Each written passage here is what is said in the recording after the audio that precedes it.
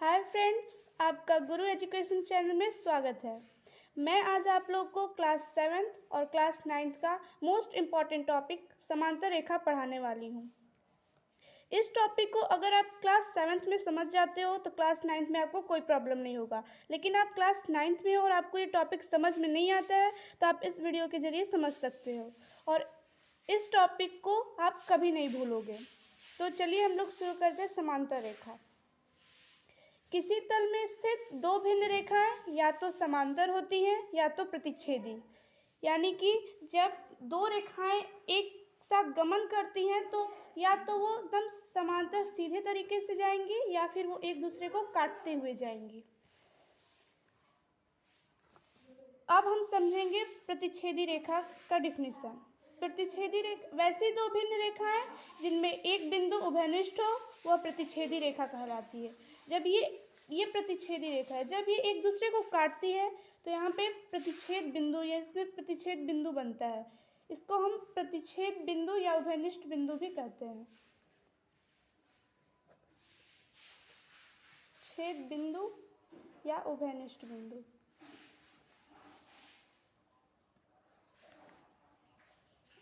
उभयनिष्ठ बिंदु जैसे हमने एक एग्जाम्पल लिया है, जैसे हमने दो रेखा लिया है ए बी और सी डी। ए बी तथा सी डी दो प्रतिच्छेदी रेखाएं हैं और पी उनका प्रतिच्छेद बिंदु। आप प्रतिच्छेदी रेखा को इस तरह दर्शा सकते हैं। अब हम देखेंगे समांतर रेखा। समांतर रेखा को हम अप्रतिच्छेदी रेखा भी कहते हैं क्योंकि ये कभी भी एक दूसरे को नहीं काटती है। वैसी दो भिन्न रेखाएं समांतर रेखा कहलाती है यदि उनमें कोई भी बिंदु उभयनिष्ठ नहीं हो, चाहे वो दोनों तरफ से कितनी भी बढ़ाई जाए। जैसे हमने यहाँ पे समांतर रेखा एल और एम लिया है, इन दोनों को हम कितना भी खींच के आगे बढ़ाएं ये दोनों आपस में कभी प्रतिच्छेद नहीं होंगी, एक दूसरे को कभी नहीं काटेंगी। हम इस साइड से बढ़ाएं या इस साइड से बढ़ाएं ये कभी भी एक दूसरे को प्रतिच्छेद नहीं करेगी।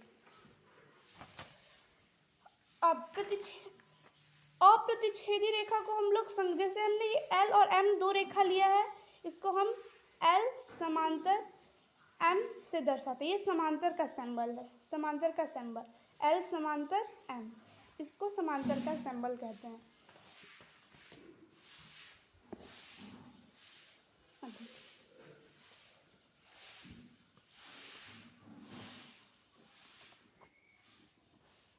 दो समांतर रेखाओं के विभिन्न बिंदुओं पर उनके उभयनिष्ठ लंबों की लंबाई बराबर होती है।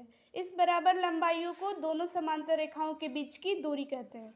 जैसे हमने ये दो समांतर रेखा लिया है, इन दोनों के बीच जो लंब बनेंगे वो हमेशा कहीं पर भी आप खींचे बराबर होंगे। ये लंब जो है एक दूसरे के बराबर होंगे और ये जो लंब है इन्हीं को ये दोनों समांतर रेखाओं के बीच की दूरी कहते हैं। आइए देखें, यदि L और M दो समांतर रेखाएं हैं जो N एक तिर्यक रेखा से कटती है। हमने L और M एक समांतर रेखा लिया है और वो N एक तिर्यक रेखा से कट रही है। जब समांतर रेखा एक तिर्यक रेखा से कटती है तो यदि दो समांतर रेखा एक तिर्यक रेखा से कटती है तो निम्नलिखित कोण का निर्माण होता है। पहला बाह्य कोण, अंतःकोण, संगत कोण, एकांतर अंतःकोण, एकांतर बाह्य कोण और शीर्षाभिमुख कोण।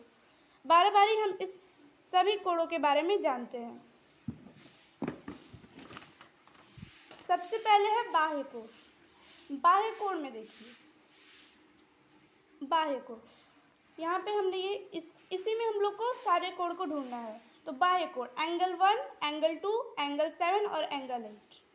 बाह्य कोण ये समांतर रेखा के ये जो दो रेखाएं जा रही है इसके जो बाहर में कोण स्थित है उसको बाह्य कोण कहते हैं। एंगल 1, एंगल 2, एंगल 7 और एंगल 8। फिर है अंतःकोण। अंतःकोण L और M जो समांतर रेखा है इसके जो अंदर में स्थित है उसको अंतःकोण कहते हैं।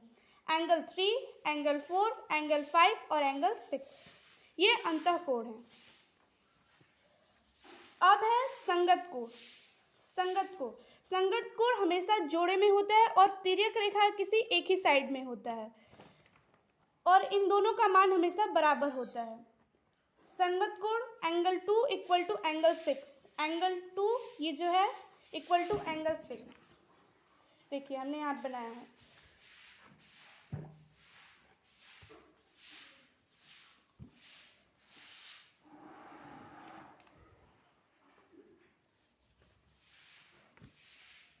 Angle 2 equal to 60 degree, angle 6 equal to 60 degree, और ये तिर्यक रेखा के एक ही साइड में होता है।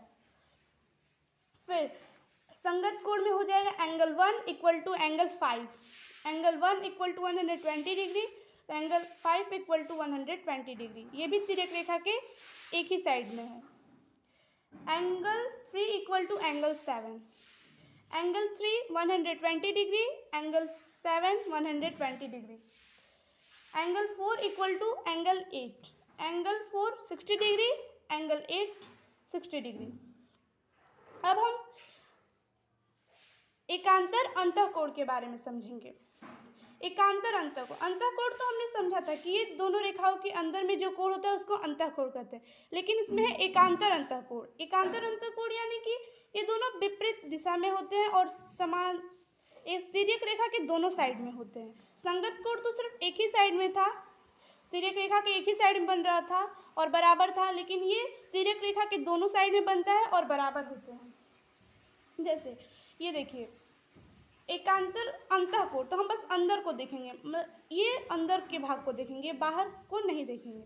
अंतःकोण है तो एंगल 4 इक्वल टू एंगल 6। देखिए जैसे एंगल 4 है 60 डिग्री, एंगल 4 है 60 डिग्री, तो एंगल 6 भी है 60 degree. Angle 3 equal to angle 5, हम बस अंदर की बात कर रहे हैं। एंगल 3 है 120 डिग्री, तो एंगल 5 भी है 120 डिग्री। अब एकांतर बाह्य कोण, एकांतर अंतःकोण की तरह एकांतर बाह्य कोण भी होता है, लेकिन यह बाहर के कोण में देखा जाता है। जैसे ये तो अंदर का हो गया, लेकिन एकांतर बाह्य कोण बाहर के कोणों को देखेंगे। एकांतर बाह्य कोण देखिए ये भी तिर्यक रेखा के दोनों साइड में बनता है और बराबर होता है। जैसे angle 2 equal to angle 8, angle 2 है 60 डिग्री, तो एंगल 8 भी है 60 डिग्री।